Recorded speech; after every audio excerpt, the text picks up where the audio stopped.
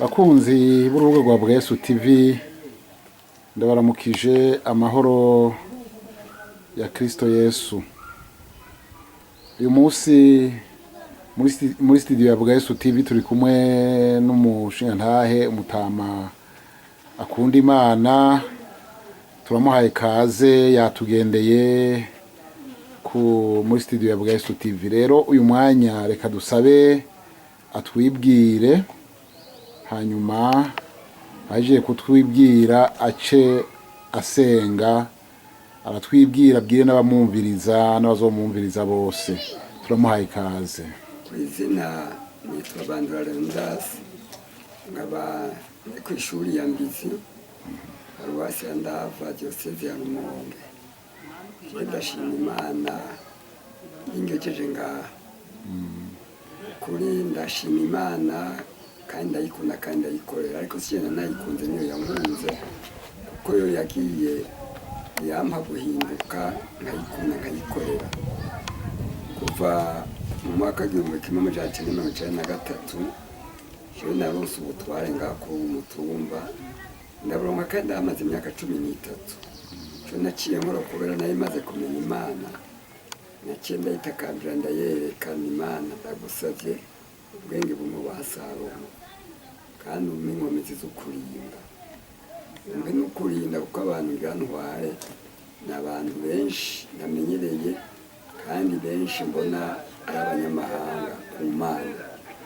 Imana yabifashije mwe yarabinkoreye, ibyo nakora byose nabikoreshwa n'Imana kandi Imana yarankoresheje cyane. Ndakunda abantu bayo, ndakunda intama ndagiye, ndanigana n'amabingira nanga ko ashobora kuntwara intama n'imwe. Narwanye n'abasoda batugendeye ico kiringo, nukuri Imana iranshoboza. Benshi baragira ubwoba, ariko abakomanda bandongoye baraza baranshigikira, baravuga ko turi abantu b'intungane dukora neza, duca turonka ya Mana yanje n'amasenga ikirahagarukira. Ubu mu vy'ukuri ni mw'ishengero ngaha, utwana twaye imyaka ishika 13. Uno munsi abantu bacanyiyumvira kuko nabakoreye neza. Murakoze cyane ntaguciriyemwo. Biboneka ko ikiganza c'Imana cabanye nawe, biboneka ko Imana yakomeje gukoresha na cyane cyane muri ico gikorwa c'ubutware, kuko Imana irahimbarirwa n'abatware bayubaha. Rero Imana yarakoze. Ushobora kubandanya ukatubwira ibitangaza Imana yagiye gukoresha n'ibyo yagiye gukorera, tuza akajwi kandi. Ibitangaza Imana yankoreye ni byinshi. Yagiye imfasha mu rugamba rwo kuniganira intama zayo abanyagihugu baje kubagira nabi naranga kandi tukananigana, bigashoboka nk'abaka abantu bakabapfunga nk'abapfunguza, kuko Imana yangiriye ikiganza cyiza kubera y'amasengesho. Ngiye umutegetsi nasanga afise umuntu wari we wese yamufunze yaca mumba, kuko yaca avuga ati uyu ndamuzi avuga ukuri kandi ntabeze nkazamborerwa. Imana yarahantungiye irangirira neza. Imana ibyo ntunze byose nabihawe n'Imana. Ndaruha umutegetsi Buyoya aranyemerera inzu, ariko ndayimishwa n'uwo twakorana, ariko ya Mana yanje ngomeza nsenga ndafise inzu nziza kandi isumba nizo nari guhabwa n'abategetsi. Nahawe n'Imana. Byose mfise uno munsi ndashima Imana kuko yankuye mu bukene, nkaba ibyo mfise byose nkaba ndabishimira Imana kandi nkaba nkuramo ikigera 10 cyayo nkagikora. Igikorwa c'ishengero kigeze ndagikora. Iyi nzu ubona aha ndafise mu mutahe munini, naragwaye ndagera kure. Umupasiteri wanje aransanga mu Rumonge, arambwira ati muje nama wanje ndabona kugira upfe, udusezere neza ibyo woba warirengagije, nawe zawe nazumvise ibyo woba warirengagije byose bivuge, ko ndabona iminsi yawe irakwiye. Urakoze cyane. Mbega iyo ngwara yagufashe gute, kugira ngo wari wafashwe ute mu kugwara? Ndagomba iyo ntahe kugira ngo izofashe abandi. iyo ngwara kuva ngwaye nuzuye bombagara bigatuma ntituma sinkoyore sibituma umwanda mukuru barabura ivyo bapima abakozi b'Imana bo hirya no hino mu mashengero yose baraza barasenga birakunda ndaronga umwanda mukuru. Ariko ugiye kwa muganga ntaguciriyemo? Nari kwa muganga. Wari kwa muganga? Nari kwa muganga. Kwa muganga barapima bakabura? Barabura. Amaraso yaboneka basanga atanga ndabibona basanga atangwara umugabo n'umukuru urabonetse basatangwara ariko Imana n'igitangaza maze kuronka umwanda mukuru barapimye baca barambura iragenda neza. Umukozi w'Imana rero niho yansangaho ati bandanye ndabona ibyawe byaheze reka sindagira gupfa ati kubera iki sindagira ibyo ntarakora.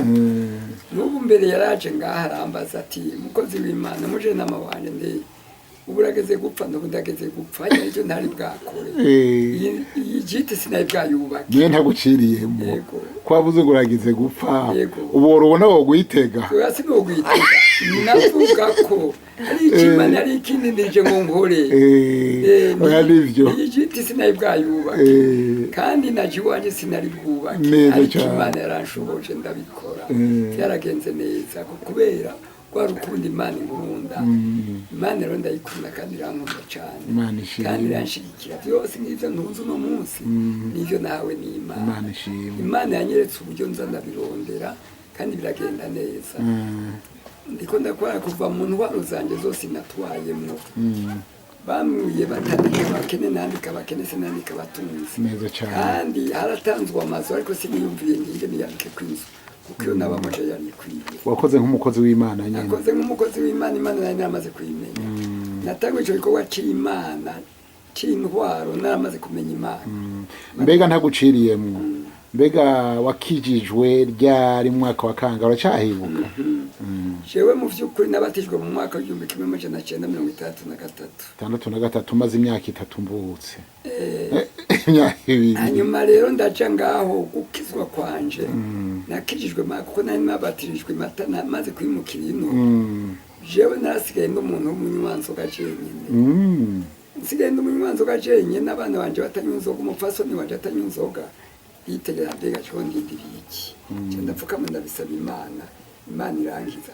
Intambara y'icenda na gatatu yabaye inzoga narazevye narasozereye kandi sinasubiye inyuma sinasubiye guhindukira. N'ubu Imana mbonye ngiye gukora ibitari byo ndakomera amashimana n'imbabarira Imana mbabarira subiza ku murongo wawe. Ego Imana nayimenye kandi nayitahuye. Ibyo niryo banga ry'umukristo gutahura gusaba imbabazi.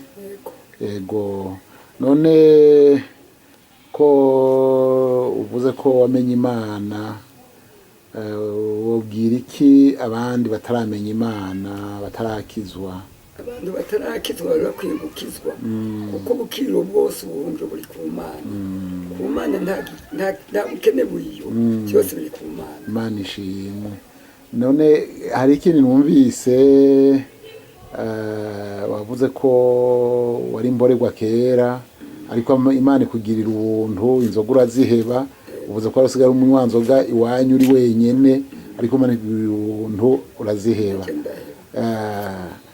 None wofashisha iki abakiri mborerwa uyu munsi? Urabona ko umeze neza nawe numvise ufise imyaka myinshi umeze neza kubera wakiriye agakiza wakiriye Yesu Kristo nk'umwami n'umukiza mu bugingo bwawe. Ufite kuri abantu bakinywa inzoga nama n'abahanuye ko twe tujejwe guhanura twama n'abahanuye nimugeze ngaho natwe twarazinyoye twarazihevye kuko inzoga banywa mbese izo zimwe n'iza kera.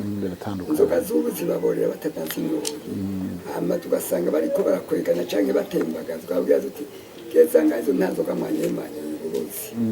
None rero n'abantu tubahanura nama n'ahanuye niyo jejwe. Yego murakoze cyane nyakubahwa, murakoze kuri intahe mushinze, intahe nziza kandi zofasha benshi. Hanyuma imbere yuko dusozera nagomba ndagusabe uduzisengesho mu kanya gato y'ubusa. Mana yo mwijuru usubiye gushima no gukenguruka ivyiza wamugena umuriro uko bwije sinaje gusubikorera muvyeyi ubandanye uhindura abantu bacu dufise muri kino gihe bakumenye bose bagutahure bave mu vy'iyisi kuko amasezerano yawe ni meza mana kandi bose bamenye gukora igikorwa cawe kuko wavuze uti kora ivyanje nayo nzoza nkora ivyawe naje wagiye gukora ivyanje mana kuko maze kumenya gukora ivyawe nuko bose bakwiye guhinduka bagakora ivyawe kuko nawe niho uzokora ivyabo irya zina ryawe ryiramba. Amen.